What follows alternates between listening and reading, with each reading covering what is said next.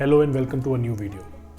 आज हम लोग अपनी TRK पे एक बहुत ही इंटरेस्टिंग एक्सेसरी इंस्टॉल करने वाले हैं। It will be a cruise control.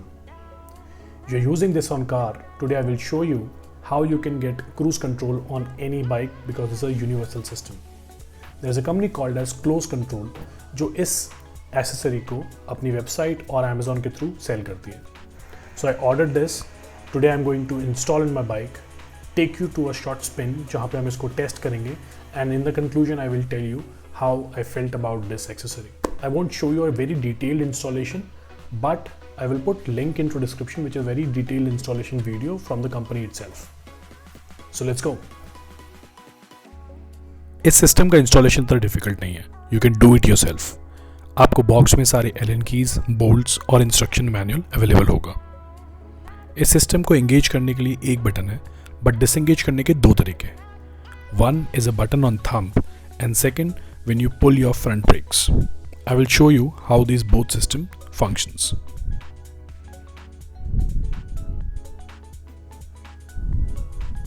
So this is engage and that's the disengage. This is the second way, that's engaged, and when you pull your front brake it disengages.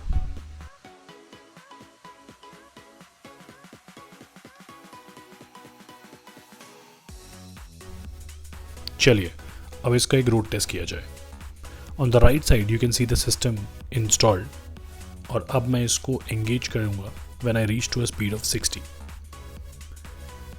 You have to make sure that your RPM is stabilised. ये एक mechanical system है, it's not an electrical system.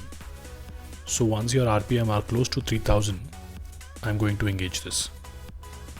I am on a speed of 64, let's bring it a little lower, 62, and let's engage. Okay, the speed is dropping. You can see 59, 58, 57. There might be some issue. Maybe road is having some inclination, जिस वजह से ये electronic system नहीं है, इस वजह से ये इसको मैच नहीं कर पा रहा है। But clearly, speed has dropped to 10 points. Let's disengage and retry. इन सिस्टम्स के साथ में ये इशू हो ही सकता है। I have seen other videos also where people have tried it and speed were dropping. One issue can be that the system is not perfectly tightened. Second issue can be that the road is not levelled. But no problem, let's test it for the second time and let's see if it holds this time. I am on 62 and let's engage. Perfect. I have hands off the grip, but again the speed is dropping. 59, 58, 57, 56. Clearly the system is not functioning. Okay, I will go back, tighten some screws and see if the problem is with the fitting.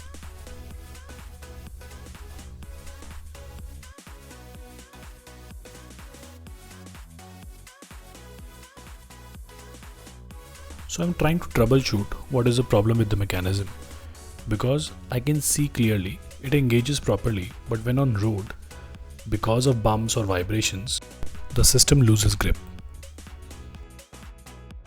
तो आपने देख लिया है कि कैसे मैंने cruise control को install किया TRK पे, और कैसे हमने उसे एक टेस्ट रन पे लेके गए और उसकी capabilities like how to block it, how to disengage, वो सब हमने टेस्ट किया। तो अब आते हैं फाइनल वर्डिक्ट पे। Getting installed that on TRK was my personal experience, because when I was riding I was not able to express everything. So let's conclude कि क्या आपको वो बाय करना चाहिए, नहीं करना चाहिए, और मैंने अल्टीमेटली क्या किया उसके साथ। So see the first thing is कि it's a good to have accessory if you are doing long rides. अगर आपको बहुत लॉन्ग राइड्स पे जाना है, like you are doing 600 kilometres, 800 kilometres in a day, आप डेफिनेटली इस एक्सेसरी को बाय कर सकते हो। इसके कुछ शॉर्टकमिंग्स हैं, कुछ प्रोज हैं, मैं दोनों पे बात कर लेता हूँ। तो पहली चीज़ है कि प्रोज की बात करते हैं। एज आई सेड, अगर आप लॉन्ग जर्नीज पे जा रहे हो, आपको एक अच्छा असिस्ट मिल रहा है, आप उसको लॉक करिए, आपका हैंड रेस्ट मोड पे चला जाता है and you can sail through. Second benefit might be that whenever you are riding, आपको कुछ भी फॉर अ सेकेंड आपको थ्रॉटल से हाथ हटाना है and that can be anything. You're adjusting your camera, you're adjusting your helmet, anything for that matter. I'm not saying कि आप दोनों hand छोड़ें, but let's say you want to take a relief from your right hand, you can just engage the cruise and you can take the hand off. Now coming to the shortcomings and where the majority of things are to discuss. So पहला shortcoming मुझे ये लगा कि इसको लगाने के बाद there is a superficial thing on your handlebar, like that doesn't look very nice. Although it looks premium because ये stainless steel से बनाया हुआ है, the unit looks nice. I have seen other cruise controls in the market और वो और भी plastic ही होते हैं, that looks bad. ये थोड़ा अच्छा लगता है, premium लगता है, but still everyone who will look at your bike, he will definitely get first notice on that thing. और फिर वो समझ में आता है कि this is not a genuine accessory. I'm not that fond of कि वहाँ पे एक अलग से एक्सेसरी लगी हुई है जिसको everyone first notices that कि यार ये क्या चीज़ लगाई है, and then you have to explain it's a cruise control, and then someone will say कि अच्छा ये तो क्या करता है, फिर वो लॉक कर देता है, and then they will have hesitation, जो मुझे भी था personally कि if it is not coming standard fitting by the company, जैसे आप if you buy a 1250 GS you will get a cruise control installed in it, ये वो नहीं है. You are trying to add something in Indian terms, जुगाड़ कर रहे हो आप. Second जो foremost है मुझे इसकी fitting, like when you fit the cruise control आप उसको आराम से fit कर पा रहे हो. There is a standard process, आप एक बार उसको कर लोगे, आपको मैकेनिक समझ में आ गया, you can fit it. लेकिन I've seen that while I was taking a ride, उसके screw loosen up हो रहे थे और वो भी आप हार्ड टाइट नहीं कर सकते because there are two particular screws जो रॉड को होल्ड करते हैं. अगर आप उसको बहुत टाइट कर दोगे तो योर ग्रिप इज टाइट, तो यू कांट मोल्ड इट. अगर आप उसको कम लूज करते हो तो देन ग्रिप इज ओके. लेकिन हो क्या रहा था, अगर मैं उसको लूज रख रहा हूँ तो वो बिकॉज ऑफ बाइक वाइब्रेशंस वो बोल्ट ही बाहर निकल रहा था. So it was happening like every 5-10 kilometres मुझे वो बोल्ट पर्सनली हाथ से टाइट करना पड़ रहा था. That was the problem.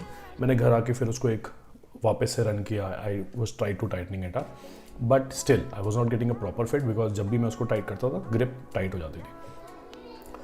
Plus कुछ और इश्यूज थे जैसे कि when I was pressing the engage button वो इतना प्रॉपरली एंगेज होता नहीं था. कई बार अगर there are bumps on the road वो डिसएंगेज हो रहा था. Although it was not a big negative, मुझे तो कई बार पॉजिटिव भी लगा कि अगर कोई स्पीड बम्प आ रहा है या फिर कुछ आ रहा है तो if it is disengaging it's a add on feature, blessing in disguise kind of a thing. So ये दो पॉइंट मुझे नेगेटिव लगे. थर्ड पॉइंट अगेन जिस वजह से मैं आपको फाइनल बता देता हूँ कि I have returned the product.